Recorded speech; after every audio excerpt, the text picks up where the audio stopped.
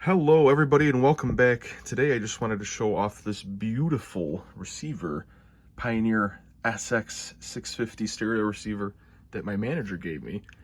Now this guy, you might be able to tell by the silver face and the wood grain finish, is from like 1976, 77. You know, awesome vintage receiver. It's not like one of the, more popular or more powerful Pioneer receiver models like the 850. I think there's a 1050. It's not one of those, but it's still a great looking and functioning receiver. I mean, it's got okay power. It's like 35 watts per channel at 8 ohms, but I've seen people do bench tests on these and they're closer to like 45. So you do get a little more. It's, underrated. That was kind of common back then. But yeah, it's just a gorgeous looking receiver. Turn it on here. You got, all the lights pretty much are working. They're a little dim to me, they look, so I'm definitely going to change all of them. Stereo indicator's great. The meters are lit up.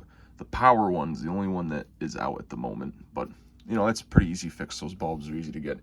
I don't know if I'm going to go LED. I'm probably going to stay with the incandescent bulbs just because I like the look of it. It's more like a warm glow. Or I've seen there's like tinted green LEDs too that look cool, but I haven't decided. We're gonna figure that out when we get there. But I just want to put all these gorgeous switches down here are just fantastic. You can hear there, I'll get a little closer. These knobs are detinted. It's just, they're awesome to use. They feel great.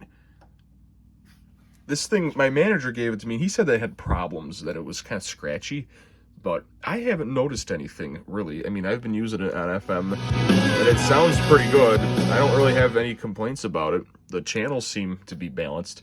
I will say, when you play with this thing, though, I don't know if you can hear that, but it definitely causes some weird static to break through to the speakers, and using these toggles down here seems to mess with the right channel. It makes it cut out. The channel will play a little quieter than the other side, so I haven't been playing with those because it's fine right now. But definitely, like I said, I gotta hit all these with deoxit and just get them clean, and it should solve all those problems. Starting from, this knob over here, you get A and B plus A plus B speakers, so you can have, 2 different sets or all 4 on at the same time. Also power, and then headphones is on the far left there. Your bass control, again, that's all detinted. It's just awesome. Same thing with treble. You got your high cut filter that's at 6,000 hertz. This is useful, like if you're listening to FM and there's either a hiss or just, some weird high-pitched noise getting through. You can turn that on, and it's supposed to mitigate it. It doesn't always work that well, but, it's there nonetheless. It does work sometimes. FM muting, that's used basically so if you're on like something that's got no audio going through it, if you have FM muting on, you won't hear anything. But when you turn it on, it's just static. But when you have that off, it only will lock on or only pass the audio through once you're locked in. So like right there, we got stereo back. That's a pretty strong signal too. I don't really have the best antenna on this either. It's just a piece of wire. But those meters there for tuning are really cool too. It was very common back then, but today you don't see anything like this anymore. You don't even get stereo indicators usually. Maybe on like car radios you do, but it's just, most people too nowadays wouldn't even really know the difference between that mono and stereo. If they do, they probably know at least something about hi-fi or HOMA, any kind of, audio, but most people wouldn't know the difference. But anyway, you get balance as well, which is nice. It's analog, it's not like just plus 10 or minus 10. So you can really dial it in. It's, fading. It's not just like levels of quietness, I guess. It's like actual, analog, which is really cool. It's something you only get on these old receivers. Volume right there again, analog volume. Kind of wish it was a little bigger than the other ones. I think it is bigger, but not by much. But I wish it was a little bit bigger.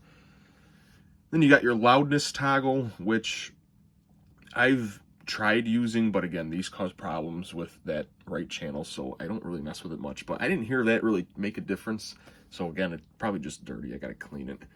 Mono or stereo, and then your tape monitors, and then also your source selector, AM, FM, phono, or aux and microphone. It's got a mic input on this side. Your tuning dial right here, which this thing is cool, it's weighted. So when you like toss this around, you can see it kind of keeps spinning for a little bit afterwards. And it just makes tuning, you know, from far ends of this really easy.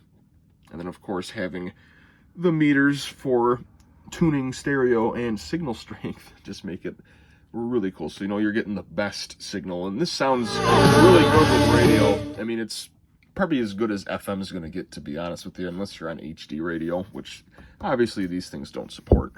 But one thing I will say, and I'm sure there's a fix for this, but this indicator's off. This is supposed to be 104.3, which would be like a hash forward. This is like right on 104, so it's not necessarily 100% right, but I'm going to look into fixing that. But yeah, it's a gorgeous receiver. I'm using these little Paradigm Stylus, I think 170 outdoor speakers, and they sound awesome. You know, I got no complaints. I have to try this with other inputs though, because I don't know what my manager was using it with. You can see it's filthy too. I really got to clean it. But I don't know if he was using like aux and a CD player or something like that. So maybe that's where the problems are. It's funny too, you could see inside the lights glowing, so you get a little backlight on the vents, which is interesting. There's the power amp section right there, all the heat sinks and everything. And yeah, it's a heavy receiver too. This side of it is the heaviest because, you know, the heat sink and the amp and everything is right there. But you also get this interesting back panel design. Instead of just being like on the back of the receiver, it's on like a panel that faces up. So it's easier to hook things into it. Speaker connections are right there. They have like these button type, you know, you push this down, put the wire in the hole, and then let go and it clamps down on it. For A and B, you got some switched outlets over here too for like tape decks or a reel or something back then. Today, maybe a CD player. Your AM bar antenna. There's a DIN cord down there for record and play, which I don't know if that's reel to reel or tape. I don't know what that would be. 8-track possibly even, but... And then you have normal tape monitors and stuff right there with your RCA connections, and then phono and aux, and the ground screw for the phono is right there. And then you have some antenna, like that's unbalanced FM. I think these two are balanced FM. This is a ground and then AM. So yeah, it's pretty basic. You know, even for back then, there were receivers with more features than this, but it's still just gorgeous. I love it. It fits that decor, you know, or 70s style, you know, to a T. It defines it pretty much. I will say though, because this is the lower end Pioneer of the time, you get like vinyl on the wood instead of actual like wood grain. So this stuff is starting to lift off. I'm sure there's a fix for this. Probably some type of adhesive or something, I would assume, but we'll see. Again, I'm going to look into it. I'm going to get this all fixed up, and I'm happy. I mean, like I said... Central New York's #1 for new country. 10 in a row. I mean, it sounds awesome, even on the radio, so I can't wait to get something to properly, you know, test this out with decent speakers. I have, like, these Boston acoustics back here, these A60s, that sound awesome, so I'll maybe try it with those.